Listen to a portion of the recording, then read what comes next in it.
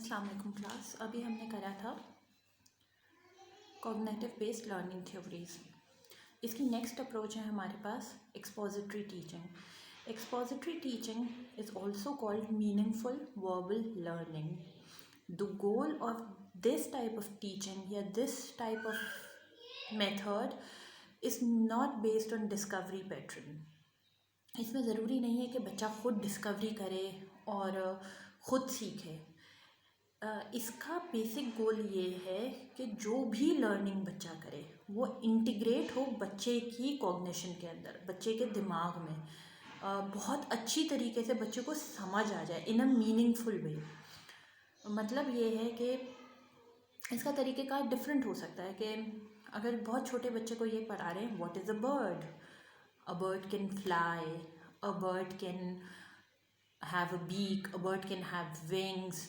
उसके लिए बच्चे को बर्ड की तस्वीर दिखाई जाएगी, एक छोटी सी जो है वो वीडियो दिखा दी जाएगी, उसका नेस्ट दिखाया जाएगा। मतलब स्लो पेस के अंदर बच्चे के दिमाग में बर्ड का कॉन्सेप्ट इंटीग्रेट हो जाएगा। B for bird, what does a bird has a beak, it can fly, it has wings. तो ये क्या है, integration of word bird in a meaningful way into the mind of the learner. तो integrating information, integrating knowledge, into the mind of learner in a meaningful way. सिर्फ integration मतलब नहीं है bird bird bird B for bird, no, in a meaningful way. अब bird करती क्या है, bird fly करती है, बर्ड रहती कहाँ है, बर्ड नेस्ट में रहती है, बर्ड की बीक होती है, बर्ड के फेदर्स होते हैं, इट हैज़ अ टेल, इस तरीके की। और एक वीडियो दिखा दी जाए बच्चों को छोटी सी, तो इस तरीके से बच्चे वुड लर्न मोर। उनको एक पेपर दे दिया जाए जिससे वो उसको कलर करें।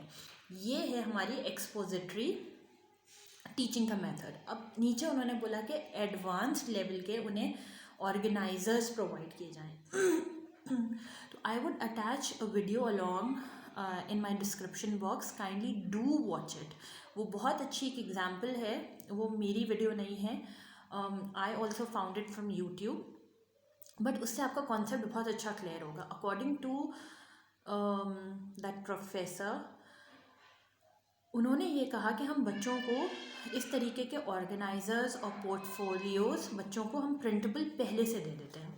फॉर एग्जांपल, हम अगर बर्ड का कॉन्सेप्ट पढ़ाने वाले हैं तो हम एक पेपर पे बच्चों को एक ऑर्गेनाइज़र पहले से बना के देंगे। उस पर एक बर्ड बनी हुई होगी और जो है उसके साथ मार्किंग्स होंगी। हमने बचपन में बहुत सारे किए इस तरीके के, हार्ट के ऊपर बहुत सारी मार्किंग्स। सही है। अब टीचर जो जो पढ़ा रही है बच्चा साथ साथ उसको लिखता जा रहा है। उसके बाद एक नेक्स्ट लेवल ऑर्गेनाइजर बच्चे को दिया जाएगा। ये टीचिंग मेथडोलॉजी है, from a simpler to a complex steps. Where does a bird live, तो बच्चे जो क्रॉस मैच करते हैं, जो लगाते हैं, ये छोटे लेवल के ऑर्गेनाइजर्स हैं। ऑन अ हायर लेवल, जैसे हम लोग आज करते हैं कोर्सेज के अंदर, फ्लो चार्ट्स बनाते हैं, हमारे पास डायग्राम्स होती हैं, वेन डायग्राम्स होती हैं, सर्कुलर डायग्राम्स होती हैं, हमारे पास कंपैरिजन वाले चार्ट्स होते हैं। ये सब क्या है, ये एक्टिव लर्निंग के लिए स्टूडेंट्स की, again it is a student centred approach.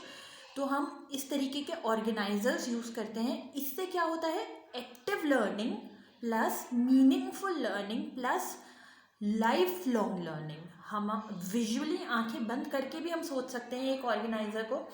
Okay, flow chart है। आप फॉर एग्जांपल 3 क्लास के बच्चों को यूजुअली डायरेक्शंस पढ़ाई जाती है, north south east and waste.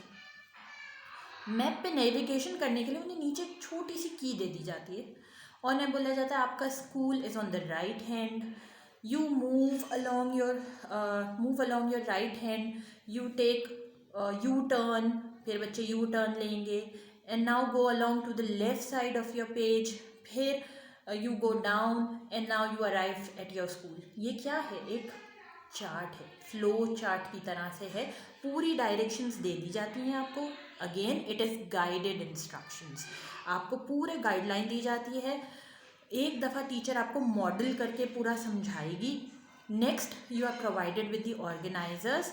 Now you are required to do your critical thinking. आप क्रिटिकली सोचोगे। जैसे जब आपको फ्लो चार्ट्स बनाने के लिए दिया जाता है, फॉर एग्जांपल हमने अपनी क्लासरूम में CP चिल्ड्रन पे बनाया, या हमने किसी और टॉपिक पे बनाया तो हम कहते हैं सीपी एक मेजर डिसेबिलिटी है।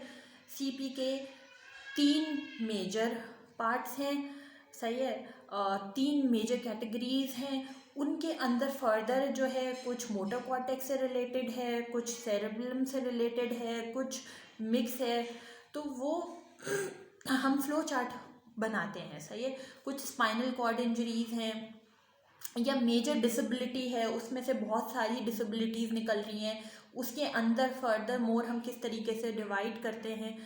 तो ये सब हम क्या कर रहे होते हैं उस वक्त, हम विजुअलाइज करते हैं अपने दिमाग में, मीनिंगफुल अपने लिंक बनाते हैं पुरानी प्रायर इन्फॉर्मेशन के साथ, और फिर कनेक्ट करते हैं, बिल्डअप करते हैं ऑन कंस्ट्रक्टिंग न्यू नॉलेज।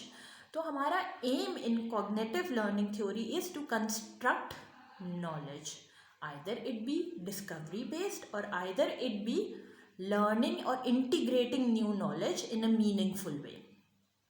तो इसकी कुछ एग्जांपल्स जो हैं वो ये हैं, आउटलाइन बनाना, क्विक वर्बल समरी प्रोवाइड करना या एक ओवरव्यू प्रोवाइड करना, पिक्चरल ग्राफिकल रिप्रेजेंटेशन देना, discussion on the main idea, setting higher rules, a short abstract or a summary.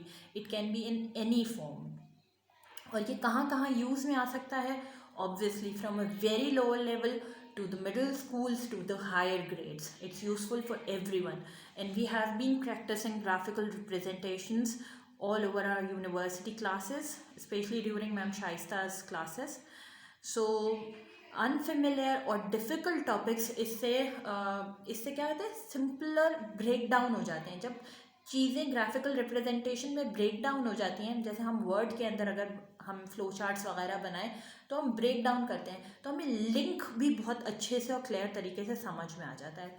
Thank you so much, I hope it was very understandable for you. Please like and subscribe.